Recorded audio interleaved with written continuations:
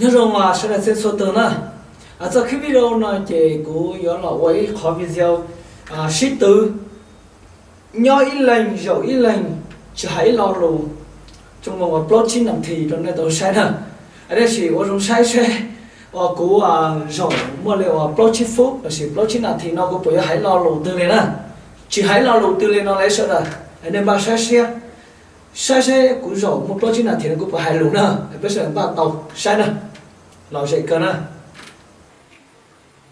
Hành khách xếp hạng trong học viện chỉ cần đánh lượt ngay từ trong top 15 thì sẽ có tư cách vào học viện Xà Lan học. Trận tiếp theo, tiêu điểm, đối đầu với Đặng Lan Yên Nhiên.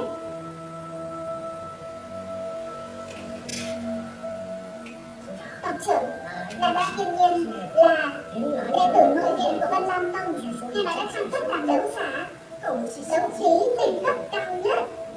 Có phải rõ ràng là không vấn đề từ là chúng ta thắng sao? Tộc trưởng Ngạc Lan Kiệt chắc chắn đã giải trò.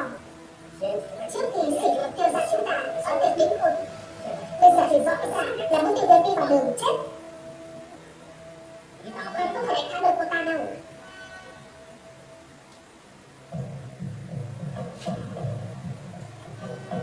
Ngạc Lan Yên Nhiên, ông đính hôn nếu không phải đặt công cơ ở đó nếu không tới lượt cô bắt nạt tiêu viêm ta ta. Đây là chuyện của ta và tiêu viêm. Trận này bây giờ ta và tiêu viêm đã vào top 15 để có thể vào học viện Già Nam. Ta cũng bỏ tiêu. Anh muốn vào học viện Già Nam vì sao ta không thể lên?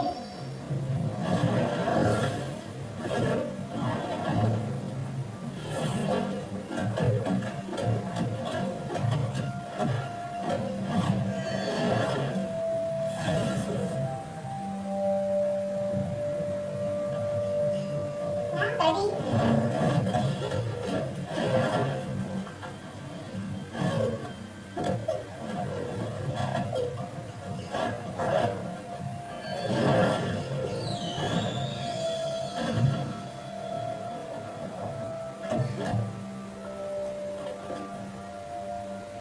Ngạc Lan Yên Nhiên, bây giờ còn là người tốt ở đây nữa. Tiêu gia sẽ không nhận ân tình của cô đâu. Yên Nhiên, đừng quên không là ai.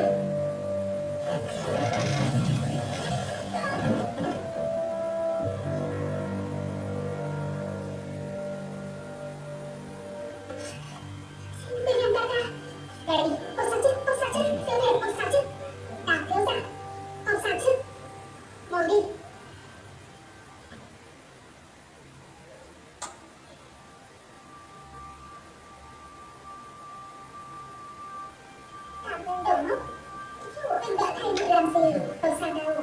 Còn gì, anh phải chạy buồn 10 hộ thăm sau khi được.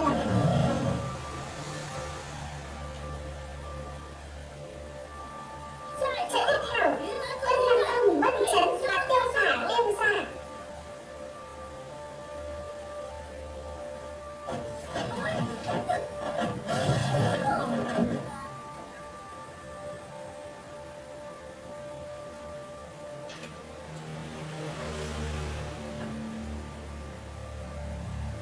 Trận đấu xếp hạng cuối cùng bắt đầu.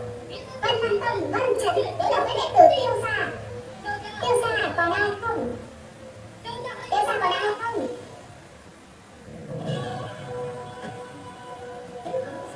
Tiếp tiếp.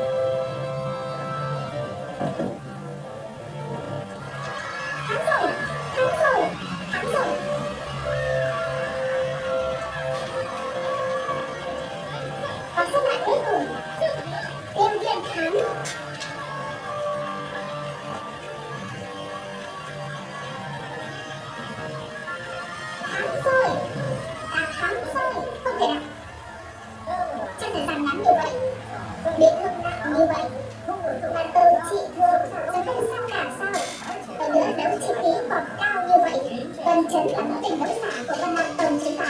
Để đấu không thể thua, để tiểu tử chỉ có 3 đoạn đấu chi phí này được. Kết quả lần này, ta thấy có hiểu nhầm, chi phí có một khả năng là đã dùng dựa khỏi bị